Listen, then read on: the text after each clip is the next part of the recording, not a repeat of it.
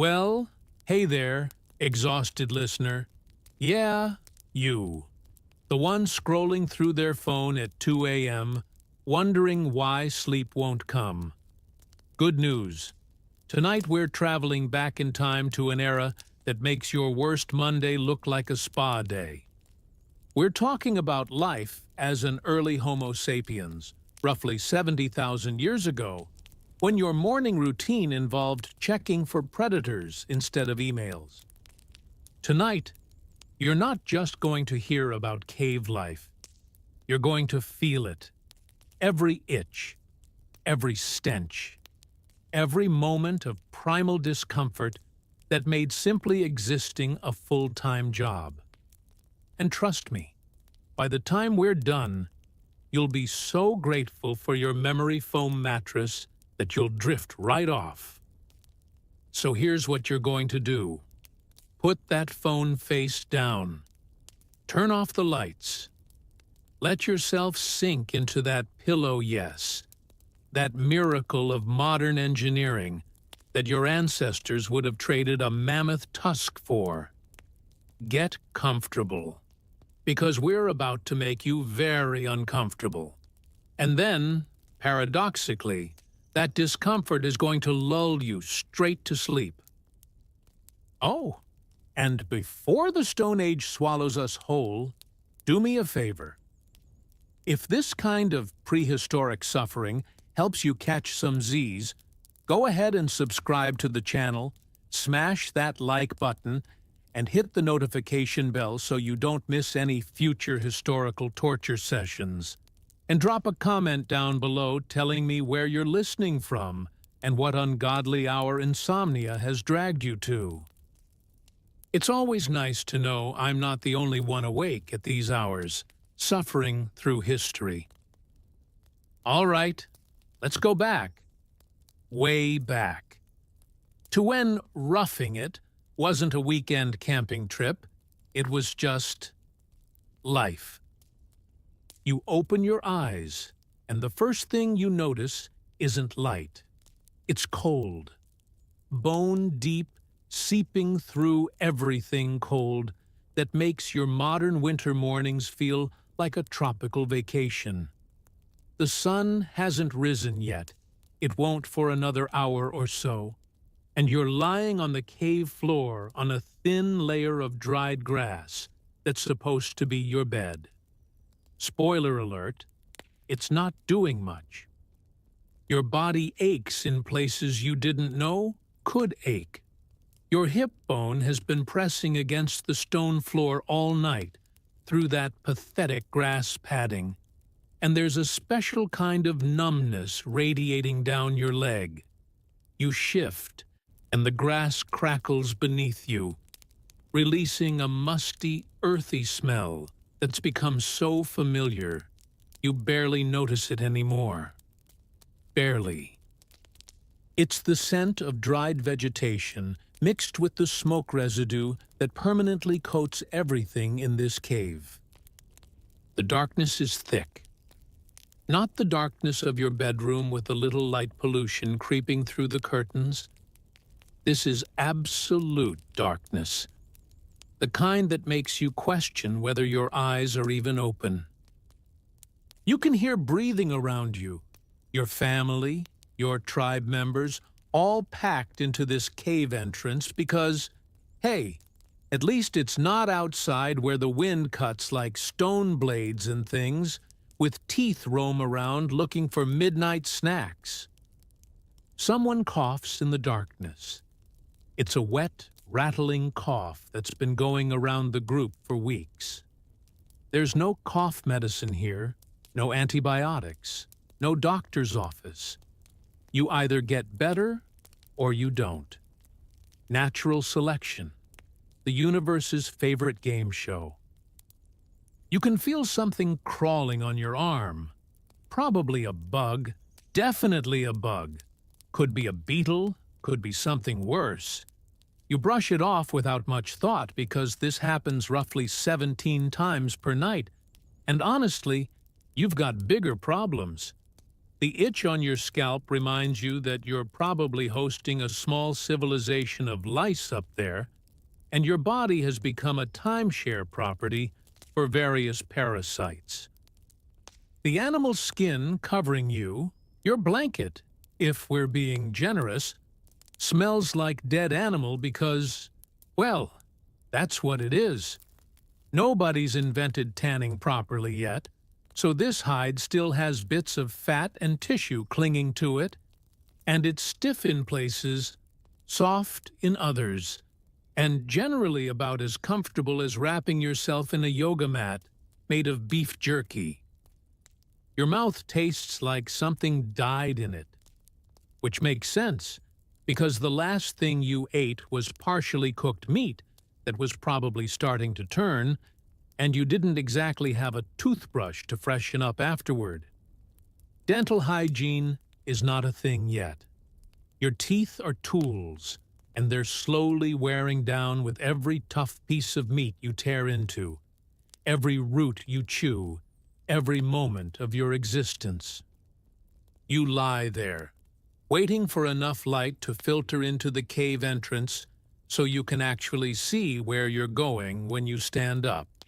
Because the alternative is stepping on someone, or worse, stepping in something. The cave floor is an adventure in biological hazards. The cold intensifies. It's that pre-dawn cold that happens when the temperature drops to its lowest point of the night, right before the sun starts thinking about making an appearance. You pull the stiff animal skin tighter around your shoulders, and it scrapes against your neck. Your body wants to shiver, but you've trained yourself not to waste the energy. Every calorie counts when your next meal is literally running away from you on 4 legs.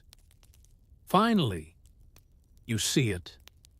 A faint gray light beginning to seep into the cave entrance. Not sunrise yet, just the promise of it.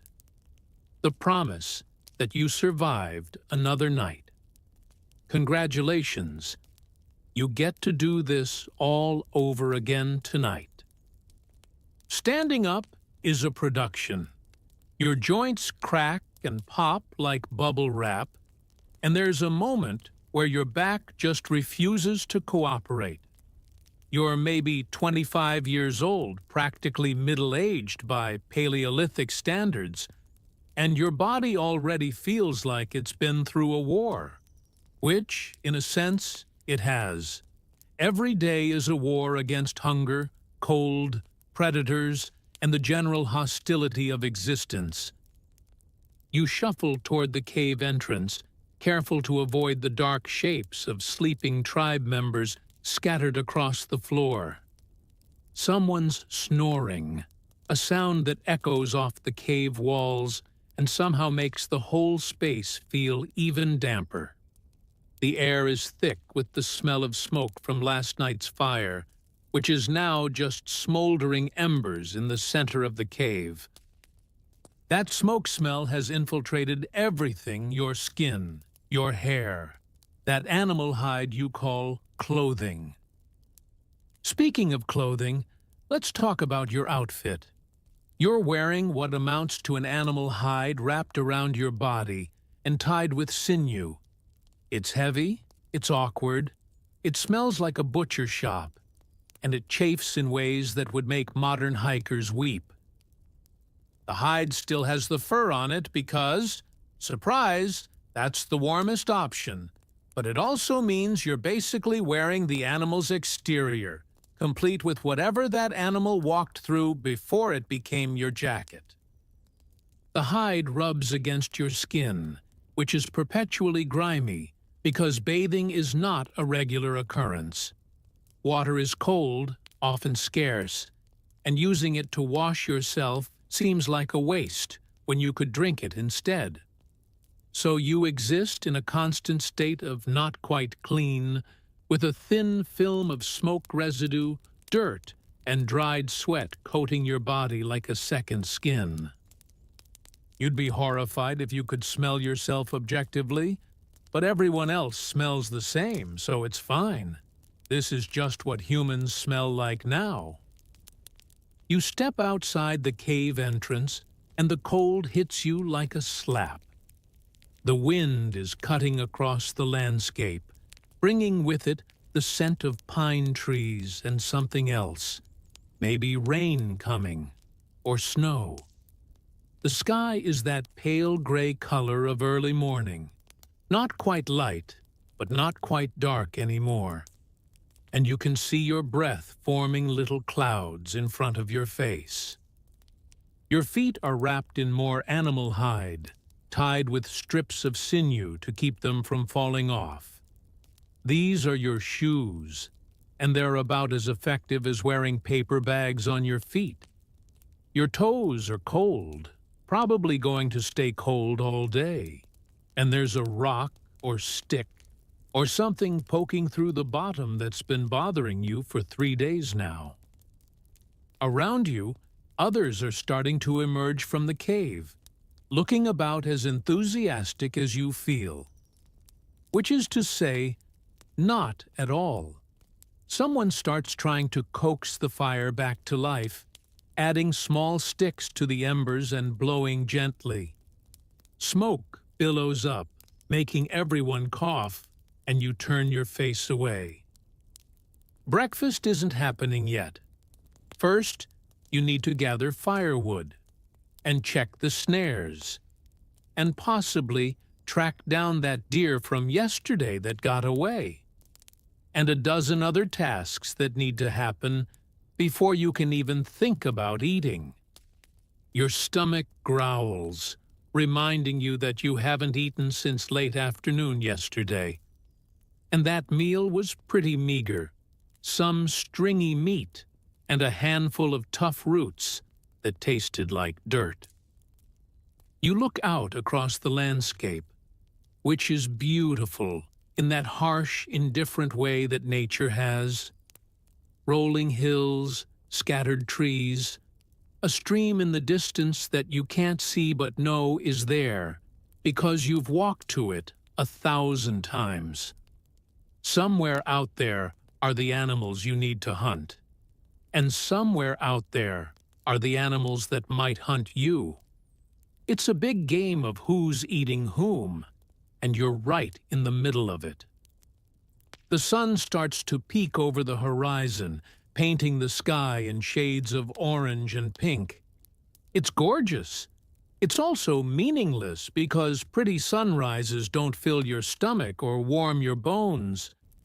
You sigh, your breath clouding in the cold air, and prepare yourself for another day of simply trying to survive. Let's talk about your cave. This is home sweet home, except there's nothing sweet about it. You think your studio apartment is small?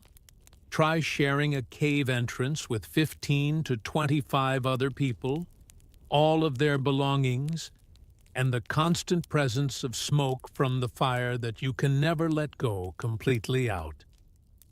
The cave goes back pretty far into the hillside, but you don't use the deep parts. Those areas are pitch black, cold as death, and who knows what might be living back there. Bats, probably. Maybe a bear decided to hibernate in the back, and nobody's noticed yet. So everyone clusters near the entrance, where at least some daylight can filter in, and where the smoke from the fire can actually escape instead of suffocating everyone. The smoke. Oh, the smoke. It's everywhere, all the time. Your fire is the center of your universe. It provides warmth, light, protection from predators, and a way to cook food. But it also produces a constant stream of smoke that fills the cave, stings your eyes, makes you cough, and coats every surface with a layer of black residue. Your eyes water constantly from the smoke exposure. It's just part of life. You wake up with smoke in your lungs, you go to sleep with smoke in your lungs, and in between, you breathe more smoke. Modern air quality experts would have a collective heart attack if they spent 5 minutes in here. But for you, this is just Tuesday. Except you don't have names for days yet, so it's just day. Another day. The floor of the cave is covered in layers of organic debris, old grass bedding, animal bones from previous meals, ash from the fire, and various unidentifiable substances that have accumulated over months of occupation. Walking across it is like walking on a very crunchy, somewhat damp carpet that occasionally surprises you with something sharp or squishy. The walls of the cave are rough limestone, cold to the touch, and they sweat moisture in a way that makes everything feel perpetually damp.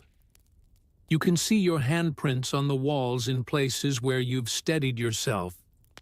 Dark smudges against the gray stone. Maybe one day, someone will paint animals on these walls. But right now, you're too busy trying to find actual animals to worry about artistic representation. Your sleeping area, because we can't really call it a bed, is just a designated spot on the floor where you've laid down some dried grass. That grass needs to be replaced regularly because it gets crushed flat, starts to rot, and becomes home to various insects who appreciate the shelter. You've been meaning to gather fresh grass for days now, but somehow there's always something more urgent to do, like not starving. Storage is a creative endeavor. You don't have closets or shelves.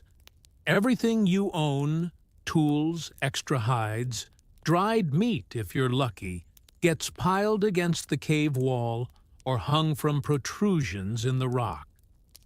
Your entire material wealth could fit in a modern backpack, and most of it is stone tools and animal parts in various stages of processing. The smell is its own entity. It's a complex bouquet of smoke, unwashed humans, animal hides in various states of decay, old food, and the general funk that accumulates when you've got a group of people living in close quarters with no concept of ventilation. If someone from the modern era walked in here, they'd probably gag. But you've been living with this smell your whole life. This is what home smells like. At night, when the fire is banked and everyone's trying to sleep, the cave comes alive with sounds. Dripping water echoes from somewhere deeper in. The wind whistles past the entrance. Small animals scurry in the darkness. Someone's always coughing or shifting or getting up to relieve themselves just outside the cave entrance. The concept of a quiet, peaceful night's sleep is science fiction.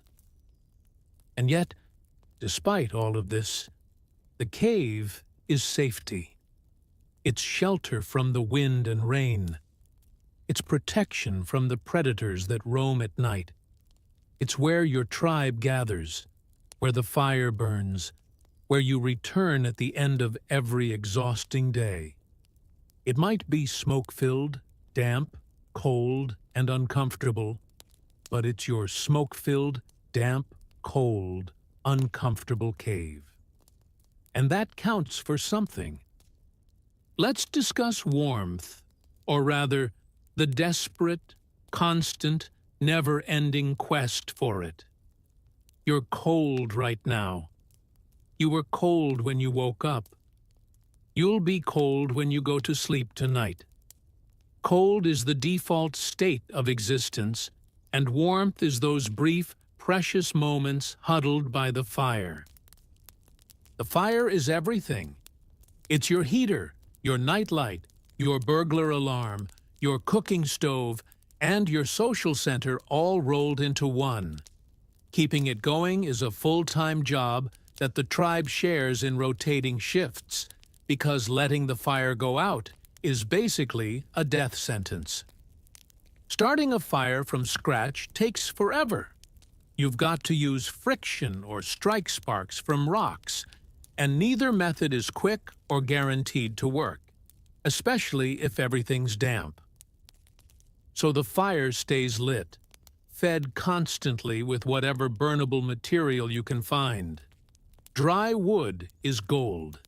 Dead branches, bark, dried grass, animal dung when you're desperate.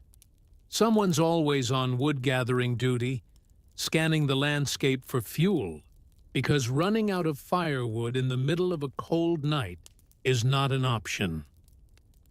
But here's the thing about fires in caves. The heat doesn't spread evenly. If you're right next to the fire, you're too hot on the side facing the flames and still cold on your back. If you're more than 6 feet away, you're just cold with a view of warm people.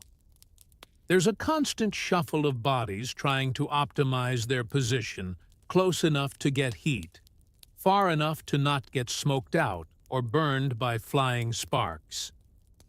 Your clothing situation is, charitably, primitive. You're wearing that animal hide we talked about, but wearing is a strong word for draped awkwardly around your body and secured with strips of sinew. The hide is heavy when it's dry and heavier when it's wet, which it often is because, surprise, you're living in an era before waterproofing. The fur side should be facing out to repel water, but that means the rough leather side is against your skin, causing a constant low-level chafing that you've learned to ignore. Or maybe you wear it fur side in for warmth, accepting that the outside will get soaked. There's no right answer. Both options are uncomfortable, just in different ways. Under the main hide, you might have wrapped your feet and lower legs with additional strips of leather, creating what could generously be called pants if you squint. These wrappings are held in place with more sinew ties, which dig into your skin and leave marks. Fashion is not a consideration. Function barely is. The main goal is less cold than being naked. Your hands are perpetually cold because you need them free to do things, and gloves haven't been invented yet. You tuck them under your arms when you can, blow on them, hold them near the fire until they sting from the heat, then watch them go numb again minutes after leaving the flames. At night, you pile on every hide you own, layer yourself with other tribe members for shared body heat, and basically create a human nest. Everyone's too cold to be shy about personal space. You sleep pressed against others, sharing warmth, breathing each other's air, creating a collective fog of human heat that's just barely enough to keep hypothermia at bay. But even then, in that pile of bodies and hides, you're still cold. The stone floor beneath you leaches heat from your body like a vampire. The cave walls radiate cold. The air itself is cold. You dream about warmth, the way modern people dream about winning the lottery, a fantasy that seems impossibly distant from your reality. And when you do get warm, really, truly warm, it's disorienting. You've spent so much time being cold that warmth almost feels wrong, like your body's forgotten what to do with it. But those moments are rare and precious. Most of the time, you're just managing different levels of cold, trying to stay on the survivable side of the temperature spectrum. Welcome to Paleolithic climate control. Primitive, uncomfortable, and your only option. You're hungry. You've been hungry since you woke up. And honestly, you were probably hungry in your sleep too. Hunger is the background noise of your existence, a constant low hum that sometimes crescendos into stomach-cramping urgency, but never fully goes away. The concept of 3 square meals a day? That's fantasy. You eat when you can catch something, find something, or scavenge something that won't immediately kill you. Right now, someone's warming up leftover meat from yesterday's hunt near the fire. And when I say warming up, I mean holding it near flames until it's slightly less cold than it was before. Food preservation is a tricky business when you don't have refrigeration, and this meat is definitely on its way to becoming questionable. But waste is not an option, so you'll eat it anyway, and hope your gut can handle whatever microscopic hitchhikers have started colonizing the flesh.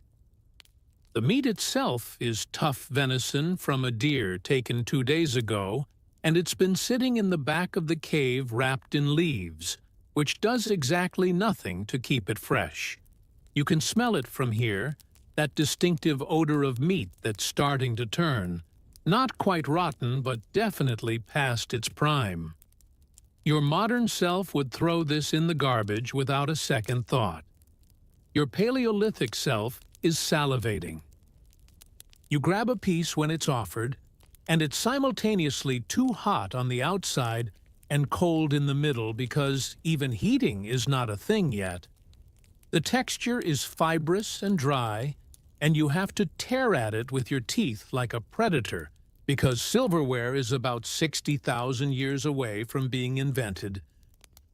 Your jaw works hard, grinding the tough meat, and you can feel pieces of it stuck between your teeth pieces that will stay there because toothpicks aren't a thing either. As you chew, you're aware that this meat probably contains parasites, tapeworms, roundworms, various microscopic passengers looking for a new host. Cooking meat thoroughly would kill them, but thoroughly is a concept you don't really understand, and fire control is more art than science right now. So you eat, and you accept that your intestines are likely hosting a diverse ecosystem of unwanted guests. Along with the meat, someone passes around some roots that were dug up yesterday.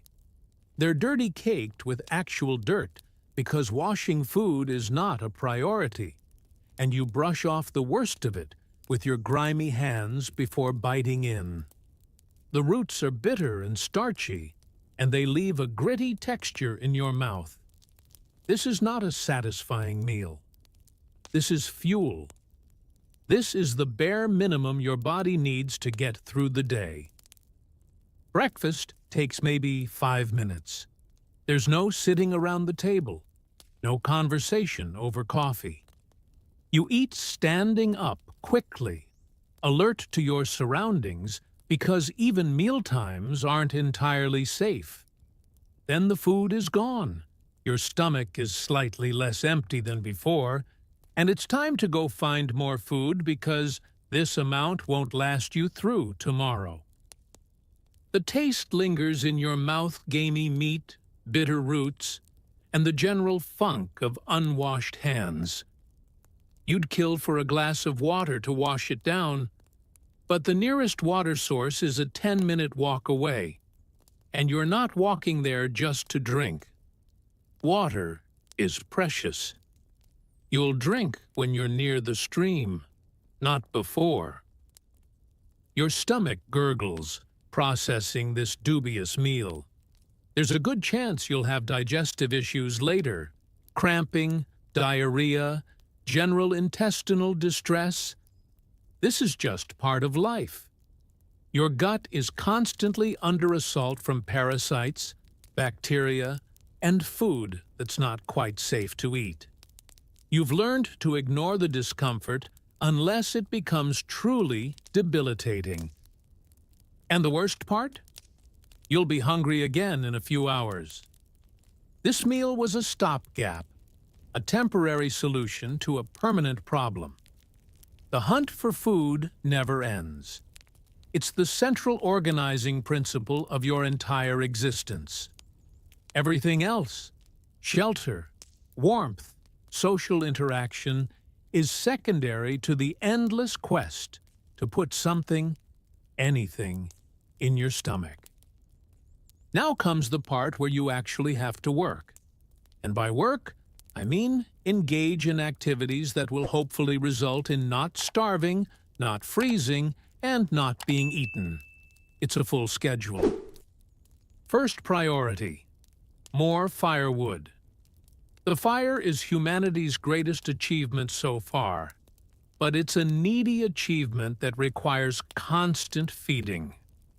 You grab the primitive basket woven from plant fibers by someone with more patience than you and head out into the landscape with a couple other tribe members. Safety in numbers is not just a saying, it's a survival strategy. The morning is cold, and your breath forms clouds as you walk.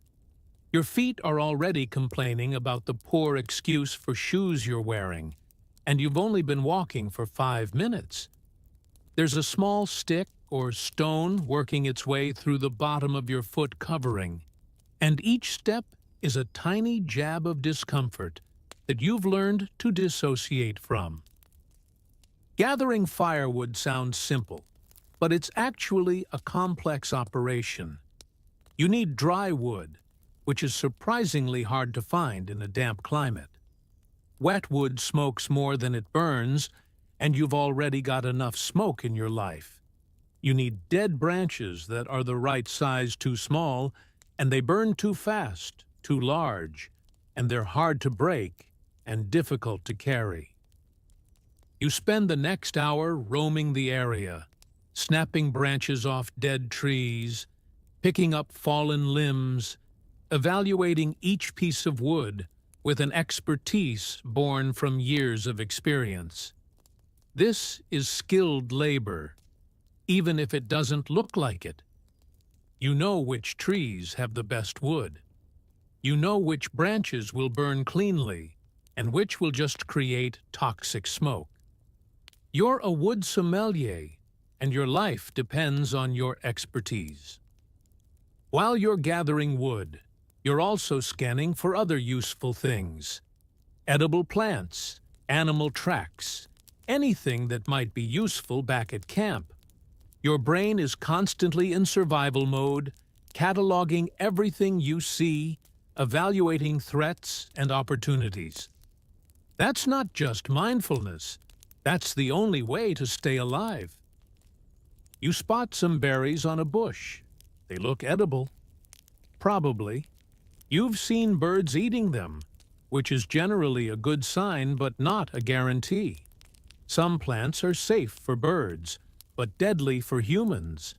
And the only way you know which is through generations of trial and error, emphasis on error, because those who guessed wrong aren't around to pass on their knowledge. You pick a few berries, and they're tart and slightly bitter. Not great, but not poisonous, as far as you can tell in the 30 seconds since you ate them. You pick more, stuffing them in your mouth as you work. They're not satisfying, but they're calories, and calories are the currency of survival. After an hour, your basket is full of wood, and your back is aching from bending over repeatedly.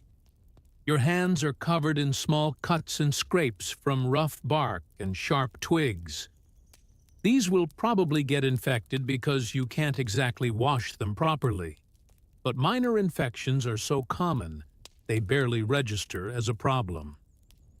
The walk back to the cave is harder because now you're carrying weight. The basket digs into your shoulder, and you have to stop twice to rest. You're maybe 25 years old, but your body feels ancient. Every day is physically demanding in ways that would destroy a modern office worker. When you finally get back to the cave, you dump the firewood in the pile near the entrance, and somebody else immediately starts feeding pieces into the fire. Your contribution will last maybe until tomorrow morning, which means somebody else will need to go out and gather more wood tomorrow. And the day after that. And the day after that. Forever. It never ends. Let's talk about personal hygiene, or more accurately, the complete absence of it. You smell badly, like really, truly, horrifically badly. But here's the thing, so does everyone else. So the smell is just the baseline atmosphere of human existence. Bathing is not a regular activity. Water is cold, often scarce, and frankly, you've got better things to do with your time than voluntarily submerging yourself in freezing water. Maybe once every few weeks, when it's relatively warm and you're near the stream anyway, you'll splash some water on yourself. This is not cleansing. This is just redistributing the dirt. Your hair is a matted disaster. It's probably dreadlocked by now, not by choice, but by sheer neglect. It's full of smoke residue, dirt, bits of plant matter, and almost certainly lice. The lice are a constant presence, a crawling reminder that your scalp is an ecosystem. You scratch absently, and your fingernails come away with evidence you don't examine too closely. Your skin is covered in a layer of grime that's built up over days, weeks, maybe months. It's a mixture of smoke residue, dirt, sweat, and dead skin cells that have created their own protective coating. In a weird way, this layer might actually help insulate you from the cold, though that's probably not the upside you're looking for. Your nails, both finger and toe, are long, broken, and packed with dirt.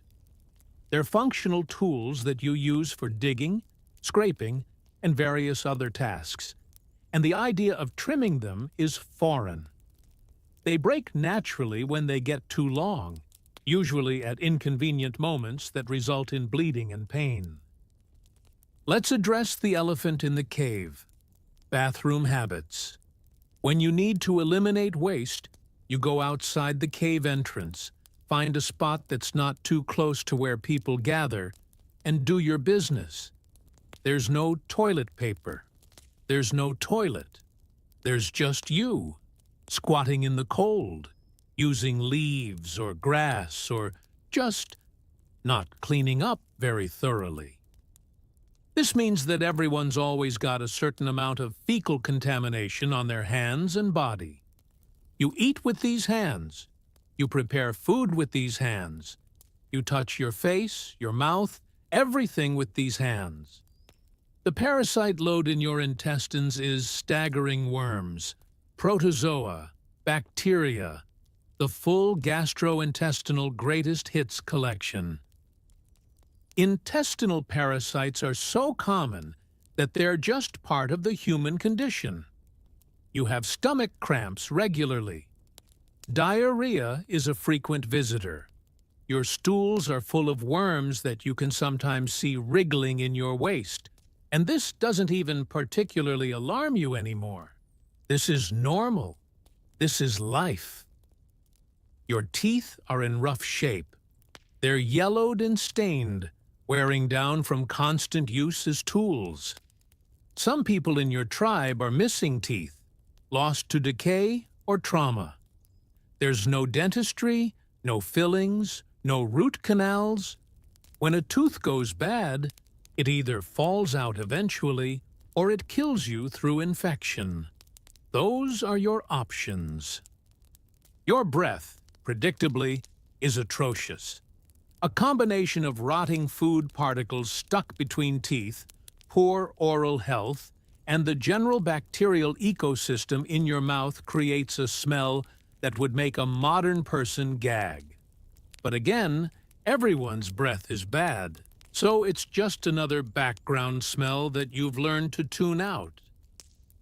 The only grooming that happens regularly is for practical reasons, not aesthetic ones. You might pick lice out of each other's hair, not because you want to be lice-free, impossible goal, but to keep the population manageable. It's social bonding that also serves a functional purpose, the Stone Age equivalent of going to a spa day, Except there's nothing relaxing about it.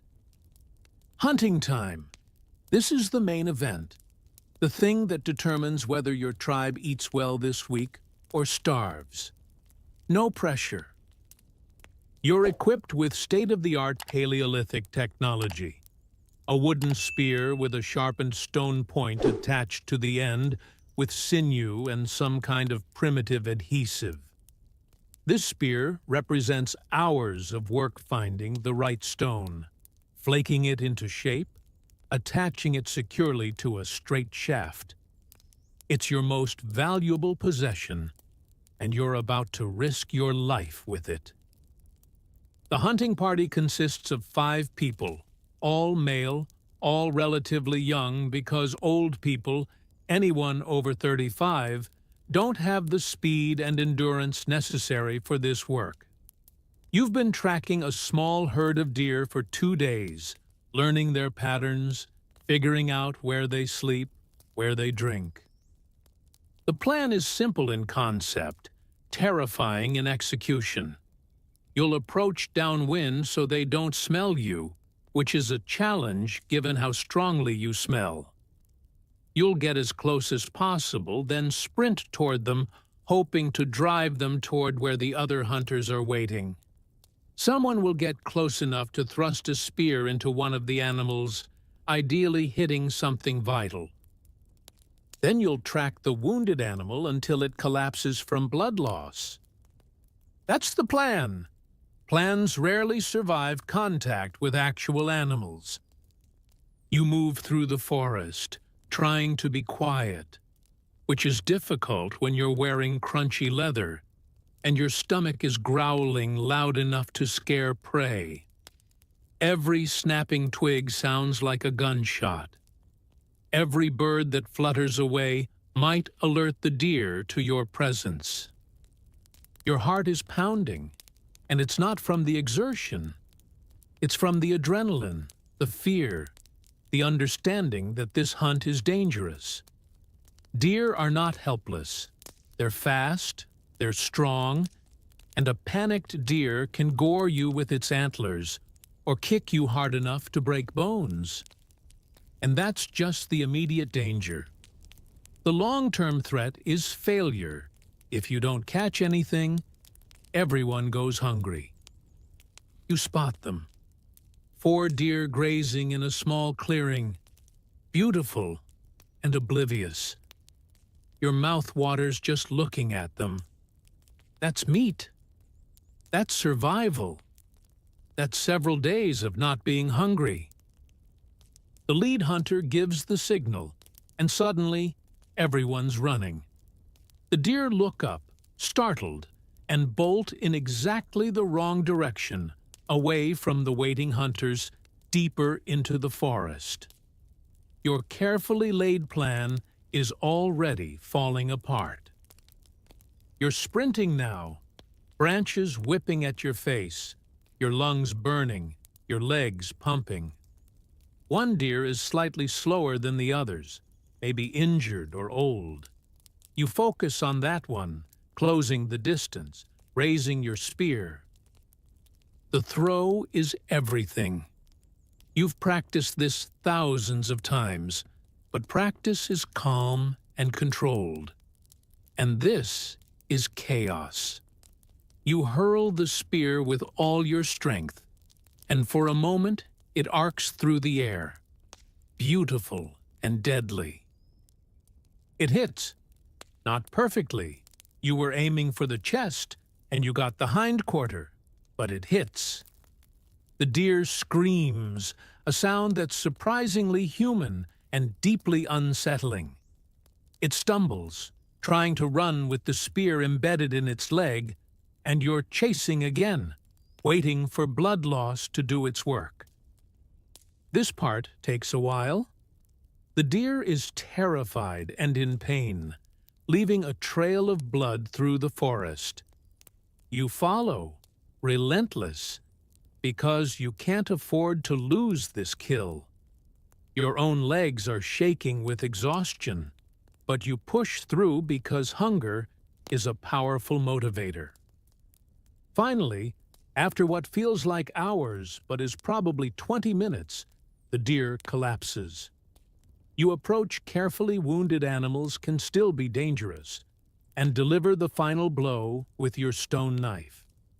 It's not quick or clean or humane. It's necessary.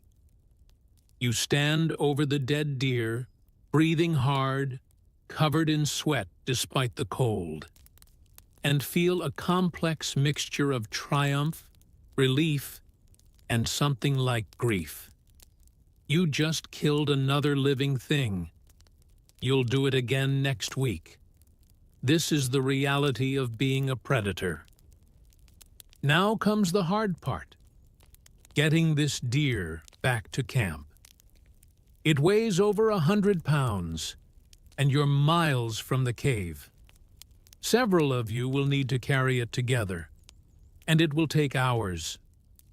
Your celebration can wait until you're actually eating. Welcome to the Paleolithic work week. It's all overtime, and nobody's getting paid. Now you've got a dead deer, and the real work begins. Butchering an animal with Stone Age tools is not like anything you've seen in a butcher shop. It's messy, brutal, and takes hours of back-breaking labor. First, you need to get the deer back to camp, which means stringing it up on a pole and having 4 people carry it while their shoulders scream in protest. Every step is agony, and the deer's dead weight seems to increase exponentially as you walk. Blood drips from the wound, leaving a trail that you hope predators won't follow. When you finally make it back to the cave, everyone's excited. Fresh meat means a few days of not being desperately hungry. But first, you've got to turn this dead animal into food, and that process is about as glamorous as it sounds. You lay the deer on a relatively flat stone surface that serves as your butchering station. It's already stained dark brown from previous kills, and there are flies buzzing around immediately. You're going to be adding to that stain today. Your stone knife is sharp, you made sure of that, but it's nothing like a steel blade. Cutting through hide and muscle requires sawing motions, pressure, and patience. Your first task is to make an incision along the belly to access the internal organs. The smell that hits you when you open the body cavity is overwhelming blood, feces, partially digested plant matter, bile. It's a sensory assault that would make most modern people vomit. But you're not most people. You're starving, and this smell means food. You reach into the warm cavity. The deer only died an hour ago, so it's still body temperature, and start pulling out organs.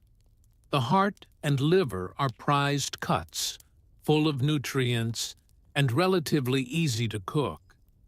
You set them aside carefully because wasting these would be criminal. The intestines come out in a slippery tangle, and you have to be careful not to rupture them because that would contaminate the meat with fecal matter.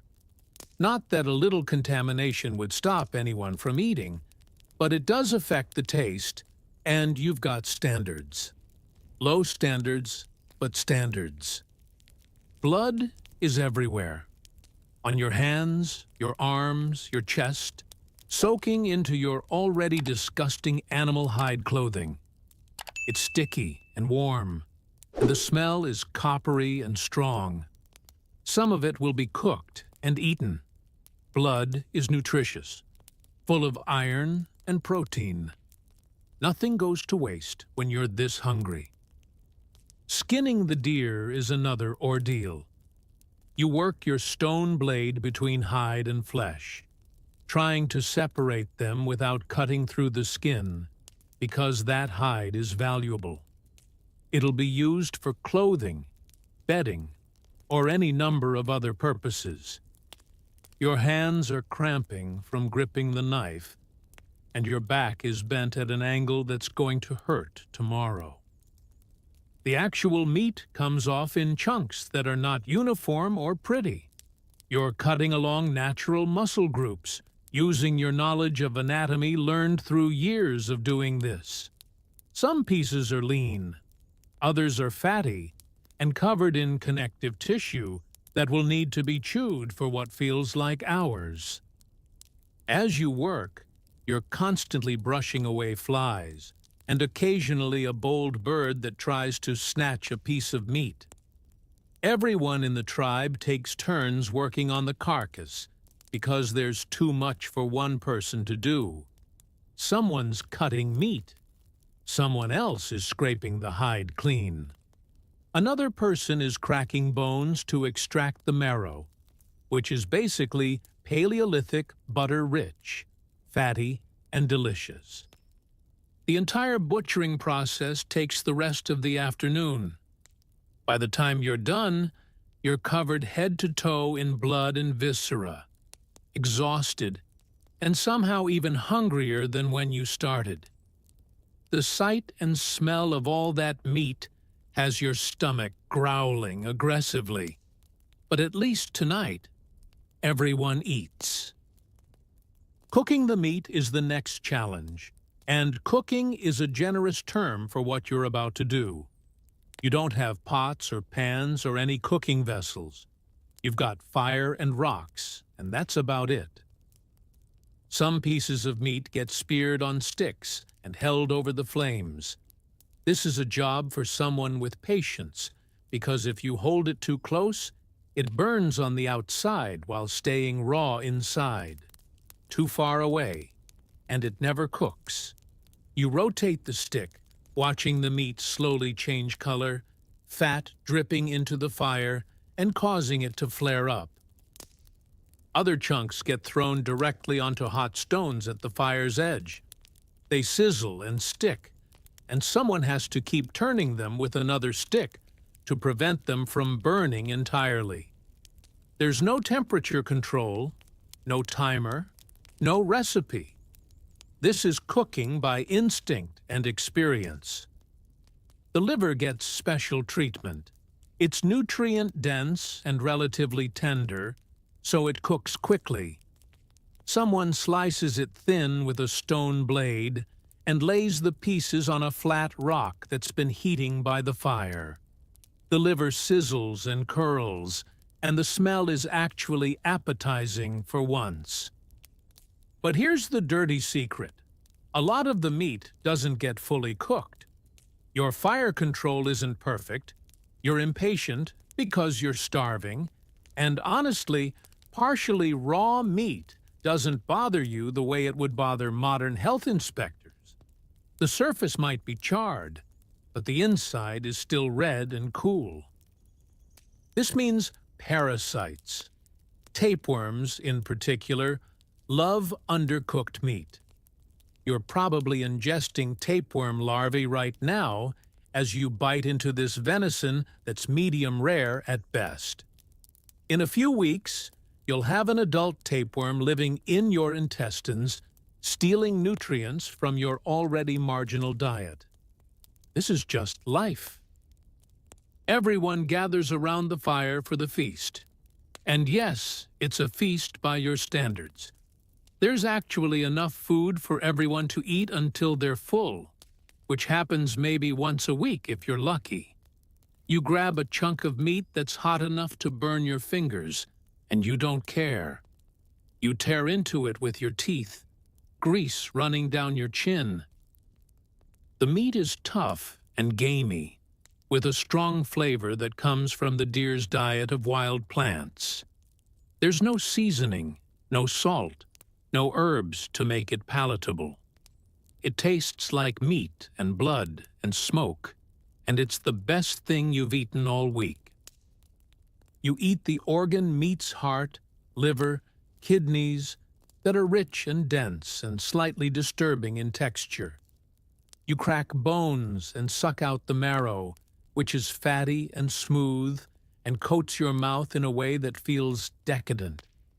You even gnaw on cartilage and gristle because there's still nutrition there, and wasting anything is unthinkable. For maybe an hour, your stomach is actually full. Not just not starving, but genuinely full, even slightly uncomfortable. It's a rare feeling, and you savor it. Around you, everyone's eating with single-minded focus, occasionally grunting in satisfaction, too busy chewing to talk. The downside of eating this much meat after days of scarcity is that your digestive system is about to have opinions. Strong, urgent opinions that will manifest in the middle of the night. But that's a problem for future you. Present you is eating, and that's all that matters. Living in close quarters with 15 to 25 other humans creates social dynamics that are complex, necessary, and occasionally insufferable. Welcome to the world's first reality TV show, except there's no voting anyone off the island because you need everyone to survive. Your tribe is basically an extended family group with some outsiders who have joined over the years. There's a social hierarchy, but it's not as rigid as you might think. The best hunters have status. The elders who remember where to find food in different seasons have status.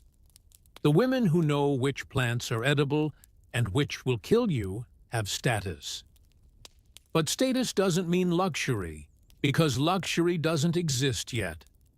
The best hunter still sleeps on the cave floor, still gets cold, still deals with lice and parasites.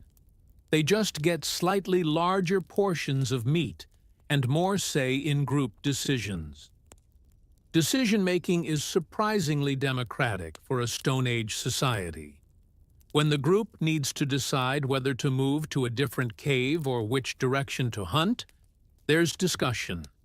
Not everyone's voice carries equal weight, but everyone gets heard.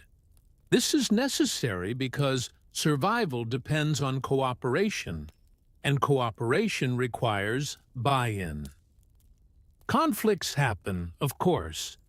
When you're living on top of each other, tired, hungry, and uncomfortable, tempers flare. Maybe someone didn't contribute enough to the firewood gathering. Maybe someone ate more than their share. Maybe someone made too much noise and scared away game during a hunt. These conflicts usually get resolved through social pressure rather than violence. The group can't afford to lose members to internal fighting. You need every person for the various tasks of survival. So there's arguing, some shouting. Occasionally someone gets temporarily ostracized or given the cold shoulder, and eventually things settle down. Women in your tribe are not subordinate the way they'll become in later agricultural societies. They gather plant foods, which provides a substantial portion of the tribe's calories. They make clothing and baskets. They know medicinal plants. They're essential, and everyone knows it. There's a rough division of labor. Men typically do the hunting. Women typically do the gathering, but it's flexible based on necessity and individual skill. Nobody's sitting around enforcing gender roles when survival is at stake. Children are raised communally to some extent. Everyone watches out for the kids because they represent the tribe's future. But infant and child mortality is brutal. Maybe half of kids don't make it to adulthood, taken by disease, accidents, predators, or simple malnutrition. You've lost siblings. You've lost cousins.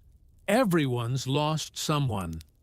Grief is part of the background radiation of life, something you carry but can't afford to dwell on because there's too much work to do just staying alive.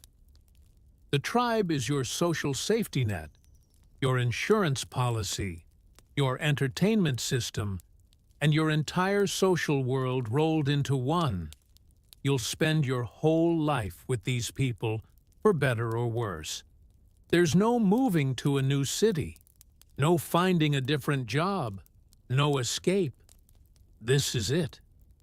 These are your people, forever. Let's talk about injuries, because they're inevitable when your entire life is physically demanding and you've got no safety equipment. Someone's always recovering from something: a sprained ankle, a cut that's infected, a tooth that's abscessed, a fever of unknown origin.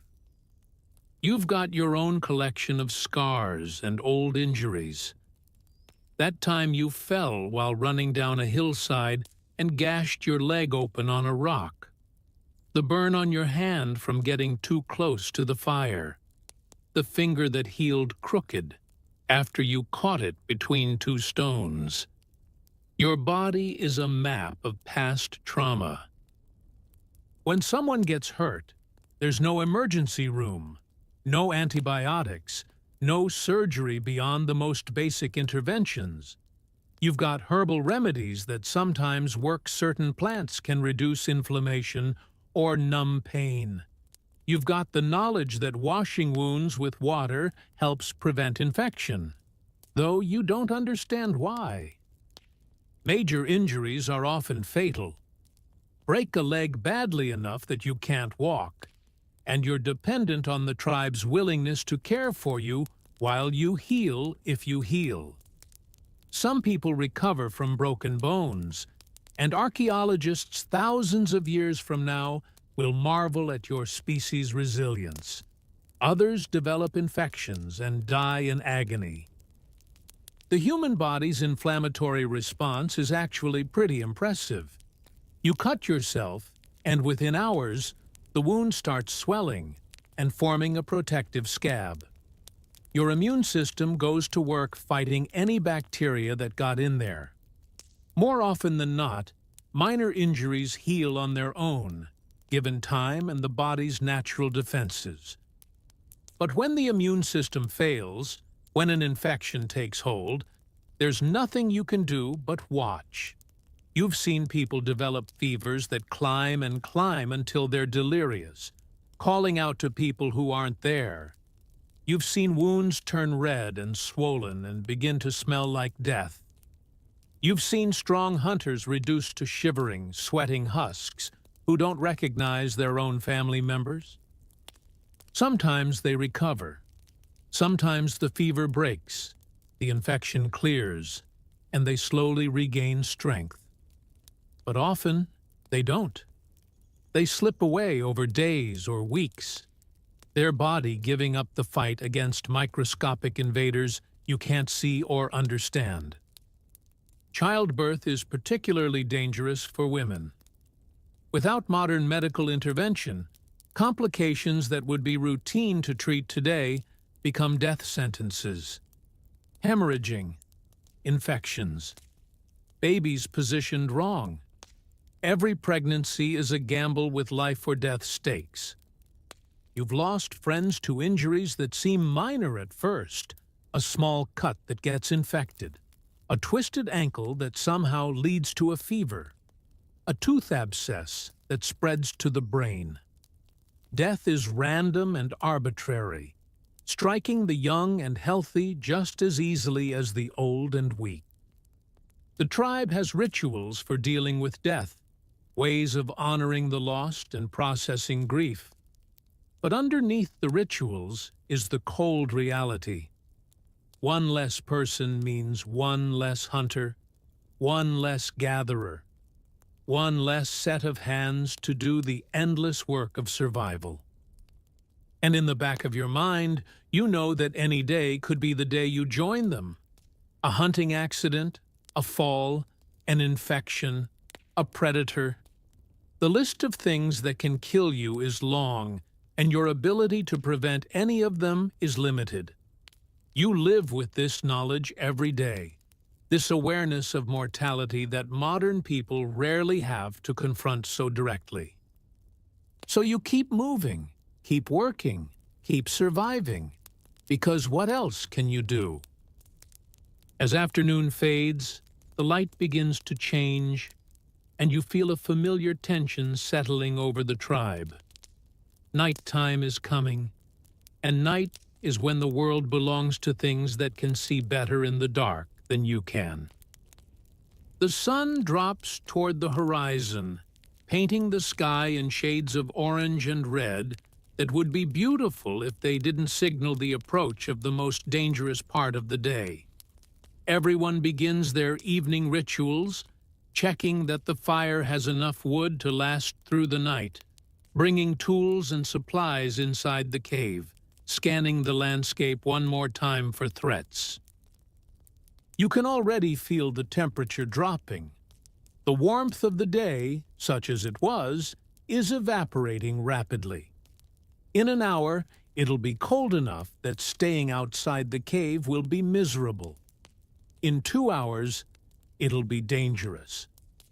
The fire gets built up larger than it was during the day. This serves multiple purposes. Warmth, obviously, but also light and protection. Predators are wary of fire, not afraid enough to guarantee your safety, but wary enough that they usually look for easier prey. Usually, not always. As twilight settles in, the sounds of the landscape change. The daytime birds go quiet, replaced by the calls of nocturnal creatures. Owls hoot in the distance. Something howls, too far away to identify, but close enough to make everyone stop and listen. The darkness isn't just visual, it's auditory, a shift in the entire sensory environment. You retreat into the cave as the last light fades from the sky.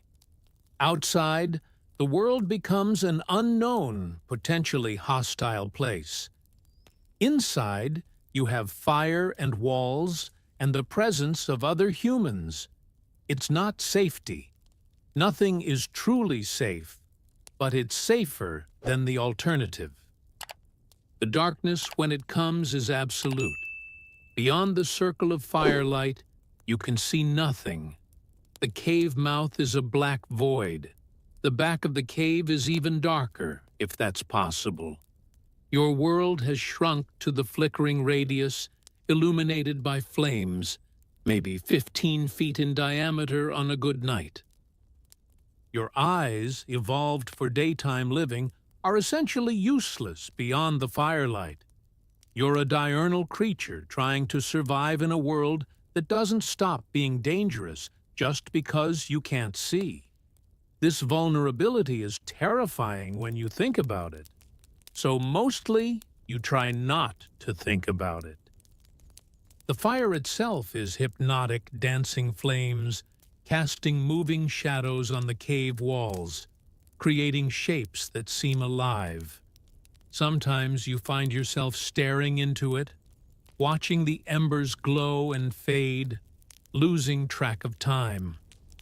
Fire is humanity's first television, and it's showing the same program it's shown for hundreds of thousands of years. Everyone stays close to the fire now.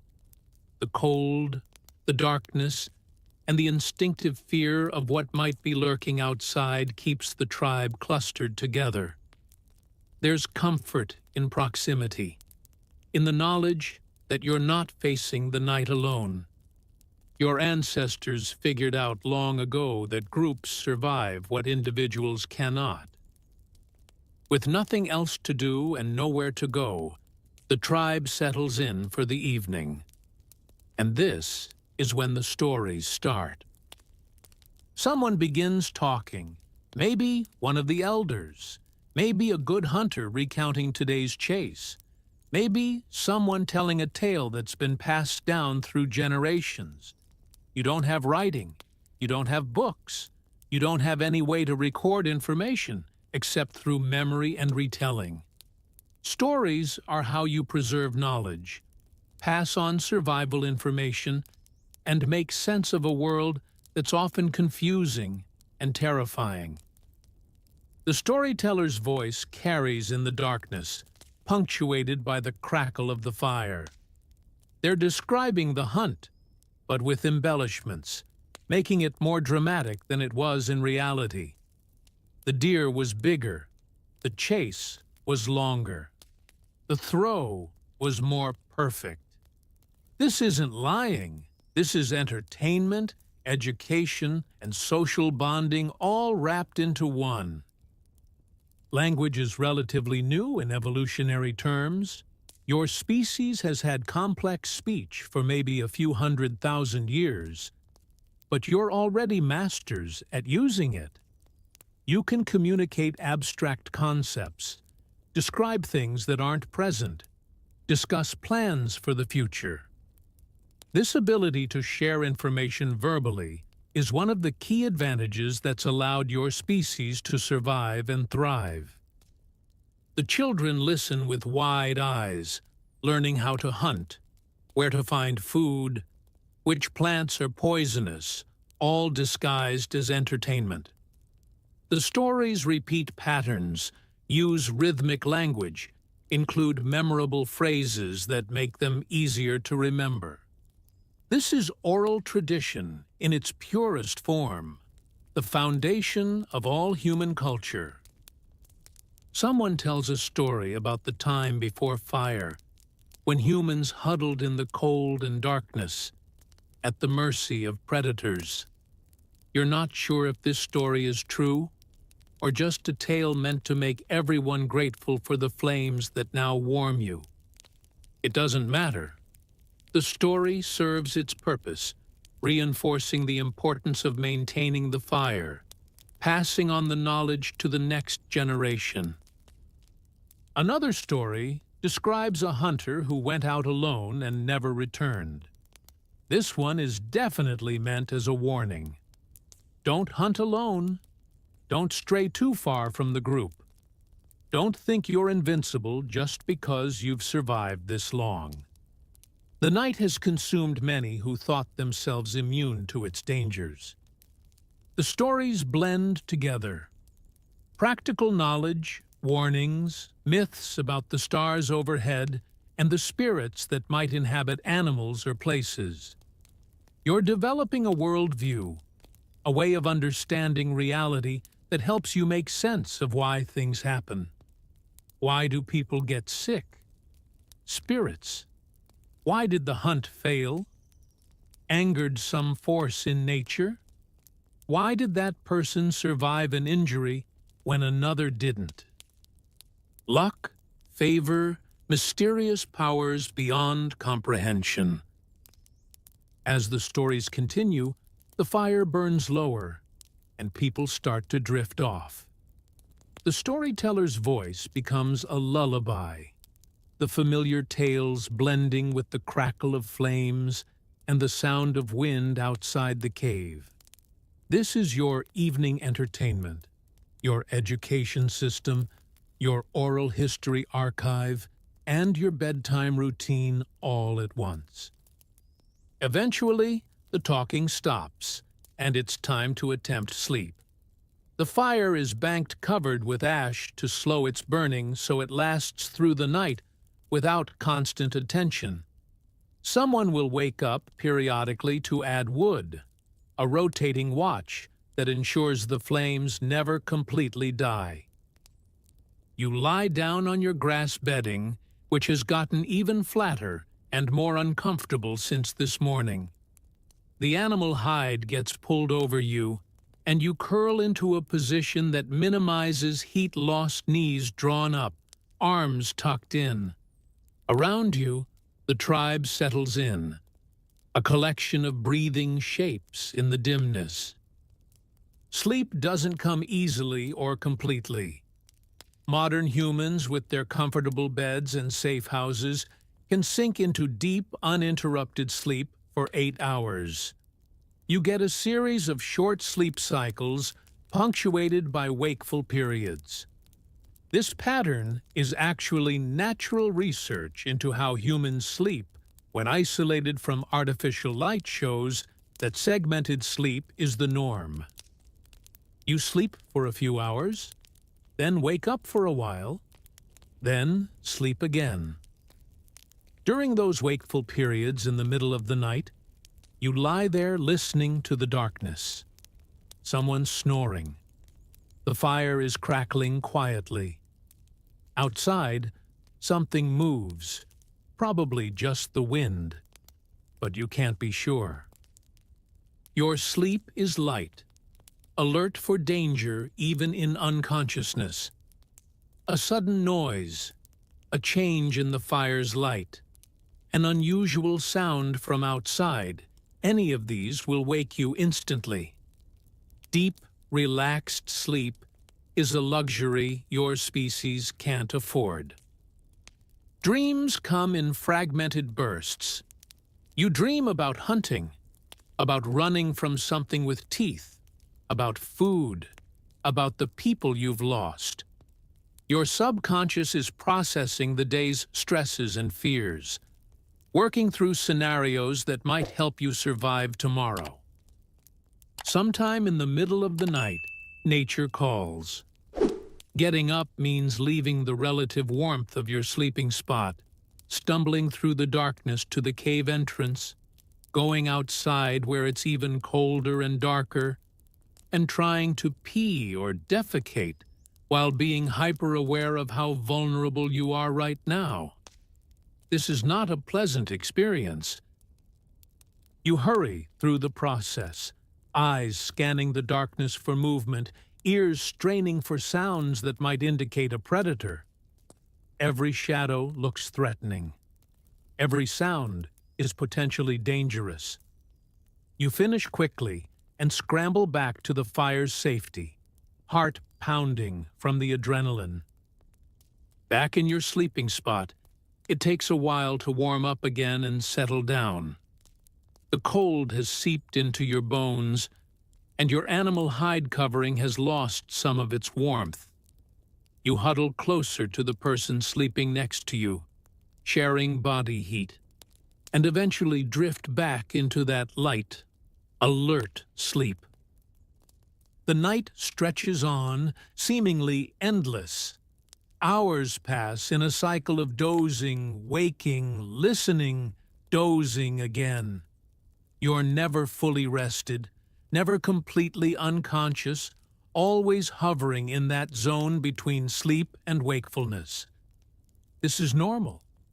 This is how humans are supposed to sleep, at least according to millions of years of evolution. Let's talk about what happens when the weather turns nasty. Because Stone Age shelter is barely adequate in good conditions and completely insufficient when nature gets angry. You can feel it coming, the pressure change, the shift in the wind, the particular quality of the clouds. A storm is rolling in, and you've got nowhere to go except deeper into this cave that's already damp and cold. The rain starts as a light patter, then builds to a roar. Water begins finding its way into the cave through cracks, through the entrance where wind drives it in, through any opening in the rock.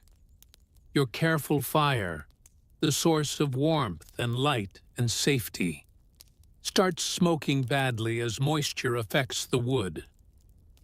Everyone huddles deeper into the cave, trying to stay away from the water pouring in through the entrance. But there's only so far back you can go before you're in complete darkness, in areas you usually avoid, where the floor is uneven and unknown. The temperature drops sharply as wet cold seeps into everything. Your animal hide clothing absorbs water and becomes heavy, clammy, and loses most of its insulating properties. You're shivering violently, and so is everyone else. The fire is your lifeline, but keeping it going in these conditions is nearly impossible. The wood is getting wet. Smoke fills the cave because the wind is blowing it back inside. Someone's constantly trying to shield the flames with their body, using themselves as a windbreak. If the fire goes out completely, you're in serious trouble. In the dark, in the wet, in the cold, hypothermia becomes a real and immediate threat. People can die from exposure even in temperatures that don't seem that extreme, especially when wet. Thunder crashes outside, close enough to feel it in your chest. Lightning illuminates the cave entrance in brief, stark flashes that are simultaneously comforting, because you can see that nothing's immediately threatening you, and terrifying, because they reveal just how violent the world has become. You're all packed together now, sitting upright because lying down means lying in puddles, trying to stay warm through shared body heat and the feeble fire that's mostly smoke at this point. The children are crying. The adults are grim and silent. Everyone's miserable. The storm lasts hours, maybe all night. Time loses meaning when you're just enduring, waiting for it to be over. Your world has contracted to this moment, this discomfort, this desperate hope that the fire stays lit and the cave doesn't flood completely. When dawn finally comes and the rain slows to a drizzle, you emerge to survey the damage. Everything you left outside is gone, blown away, or washed away. The area around the cave entrance is a muddy disaster. Your carefully gathered firewood is soaked. But you're alive. The fire survived. The cave, as terrible as it is, kept you from the worst of the storm. You'll spend today trying to dry out, finding new firewood, repairing damage, preparing for the next crisis. Because there's always a next crisis. This is Stone Age life, a constant battle against the elements with inadequate tools and shelter, where a bad storm can set you back days, and a really bad storm can kill. You're surviving at the mercy of forces you can't control or predict beyond basic pattern recognition. And you'll do this over and over for your entire life until something age, injury, illness, or just bad luck finally takes you down. Let's talk about what it means to get old in the Stone Age, though old is a relative term when most people don't make it past 35. If you've managed to survive into your 30s, you're an elder, a repository of knowledge, someone who's beaten the odds. The average life expectancy is somewhere around 33 years, dragged down by brutal infant and child mortality. But here's the thing. If you made it through childhood, if you survived the dangerous years of learning to hunt and gather, you might actually make it into your 40s or even 50s. It's rare, but it happens. Your body starts breaking down earlier than it would in the modern era. The constant physical labor, the injuries that never quite heal right, the wear and tear on joints from sleeping on stone floors and carrying heavy loads, it all adds up. By your late 20s, you're already feeling aches that modern people don't experience until their 50s. The elders in your tribe, the ones who've made it into their 40s, are walking libraries of survival information. They remember which plants are safe to eat and which will kill you. They know the migration patterns of animals. They've weathered droughts and harsh winters and can predict weather patterns based on subtle environmental cues. This is actually one of humanity's secret weapons, the existence of grandparents. Around 30,000 years ago, something changed, and suddenly humans started living long enough that 3 generations could coexist. Grandmothers could help raise grandchildren. freeing up the parents to hunt and gather more efficiently. Grandfathers could teach young hunters techniques refined over decades. But getting old also means becoming vulnerable. Your teeth, worn down from a lifetime of use, start falling out or breaking, making it harder to eat. Your eyesight dims, your hearing fades, your joints stiffen. Tasks that were once easy become difficult or impossible. The tribe cares for its elders because their knowledge is valuable, but there's a pragmatic calculation happening. Can this person still contribute? Can they share information, watch children, prepare hides, make tools? If someone becomes too incapacitated to help at all, the tribe faces a difficult decision. You've seen people reach the end. Some die suddenly, an accident, an infection, a heart that simply stops. Others fade slowly, becoming weaker and more confused over weeks or months. There's grief, but it's tempered by pragmatism. Death is so common that you can't afford to let it paralyze you. The truly remarkable thing is that humans care for their sick and elderly at all. Archaeological evidence shows Paleolithic people with healed injuries that would have required months of care, broken bones set and splinted, wounds tended until they closed.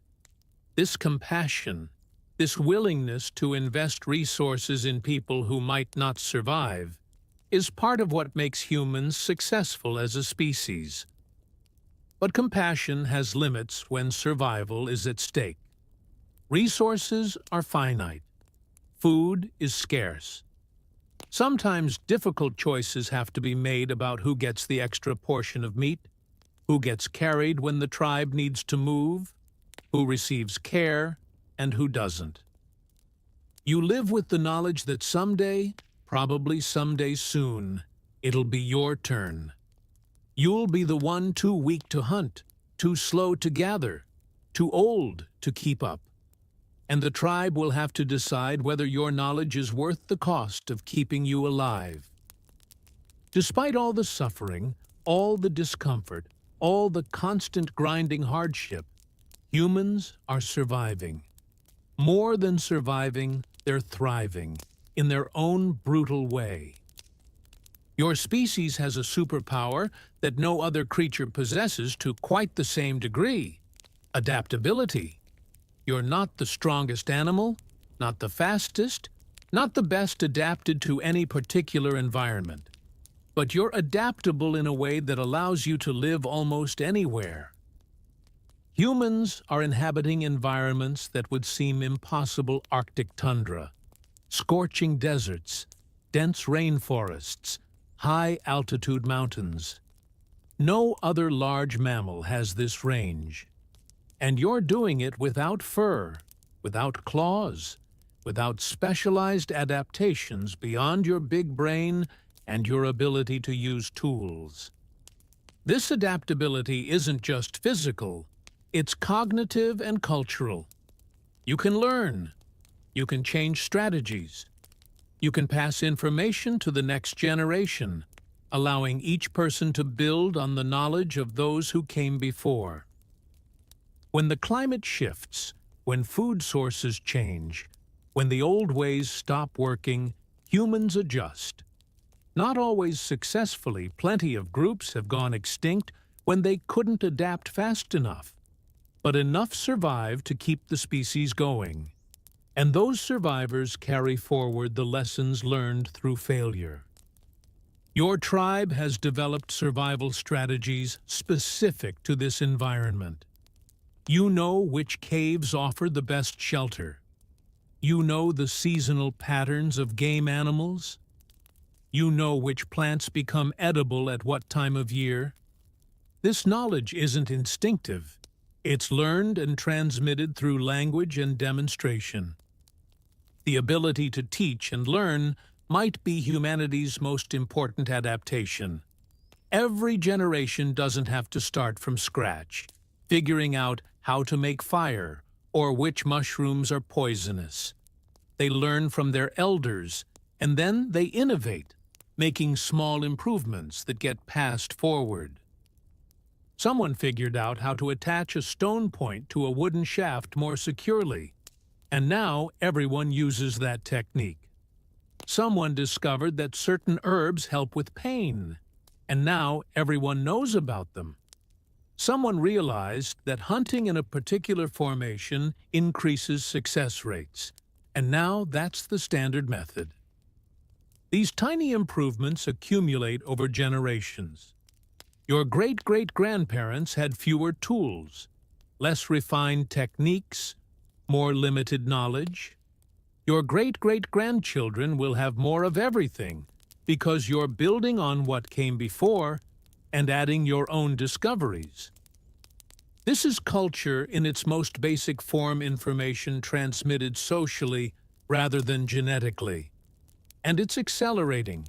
Humans are changing not through biological evolution, which takes thousands of generations, but through cultural evolution, which happens within lifetimes. Someday, thousands of years from now, your descendants will look back at this era and marvel at how anyone survived with such primitive technology. They won't understand that what looks like deprivation to them is actually an incredible achievement, humans conquering diverse environments with nothing but rocks, sticks, and determination. It's not all suffering. Even in the Stone Age, even with all the hunger and cold and constant work, there are moments of something approaching happiness. The warmth of the fire on a cold night, surrounded by your tribe, full of fresh meat after a successful hunt. That's as close to contentment as you can get. The feeling doesn't last, but for a few hours, life is good. There's satisfaction in skilled work. Creating a well-balanced spear, napping a stone blade with clean edges, sewing a hide garment that fits properly. These accomplishments matter. You're creating something with your hands, seeing the direct result of your effort. In its own way, this is more fulfilling than much of the disconnected labor modern humans will do thousands of years from now. Children playing is a universal source of joy. Even here, in conditions that would horrify modern parents, kids find ways to play. They chase each other around the cave entrance. They make toys from bones and sticks. They pretend to hunt, mimicking the adults with small spears. Their laughter echoes off the cave walls, and for a moment, the harshness of existence feels less heavy. Music exists in its primitive form. Bone flutes that produce simple melodies. Rhythmic drumming on hollow logs or stretched hides. The human voice raised in wordless songs around the fire. These aren't sophisticated compositions, but they're expressions of something beyond mere survival. The need to create, to make beauty, to communicate emotions that language can't quite capture. Art is beginning to emerge. Handprints on cave walls, made by pressing a palm against stone and blowing ochre powder around it. Simple drawings of animals, scratched into soft stone with harder implements. These aren't just decorations, they're statements of existence, ways of saying, I was here, I lived, I mattered. There's intimacy and connection. Huddling together for warmth becomes bonding. Grooming each other for lice is social time. Sharing food, telling stories, teaching children. These activities create relationships that go beyond simple survival cooperation. Sexual pleasure exists, obviously, though it's complicated by the lack of privacy. the general discomfort of bodies that are always somewhat dirty and sore, and the ever-present awareness that sex leads to pregnancy, and pregnancy is dangerous. Still, humans find moments, find desire, find connection. There's the pleasure of a full stomach, rare but intense. The relief of pain ending when an injury finally heals. The satisfaction of waking up after a decent night's sleep. These aren't grand joys, but in a life defined by discomfort, their absence makes their occasional presence feel profound. Nature provides moments of beauty that even exhausted, hungry humans can appreciate. A particularly stunning sunset. The first flowers of spring indicating that the harsh winter is ending. The sight of a herd of animals in the distance, promising food if the hunt goes well. Joy in the Stone Age is simple and fleeting. It's measured not in lasting happiness, but in brief reprieves from hardship. Small pleasures that provide just enough emotional sustenance to keep going. But it exists, and it matters. The sun is setting again, painting the sky in the same colors it did yesterday and will tomorrow. Another day survived. Another night to get through. You're exhausted in a way that's become so normal you barely register it. Your muscles ache. Your stomach isn't quite satisfied even though you ate today. Your skin itches from various parasites and unwashed grime.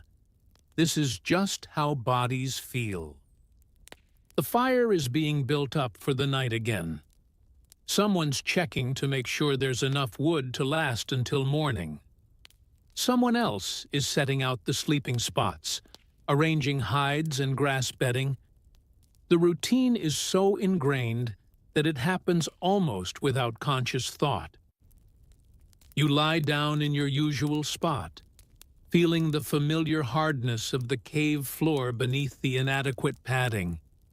The sounds of the tribe settling in for sleep surround you, coughing, shifting, low murmured conversations. Tomorrow will be more of the same. Gathering wood, finding food, making and repairing tools, staying warm, staying alive. There's no weekend, no vacation, no retirement. This is life until it isn't.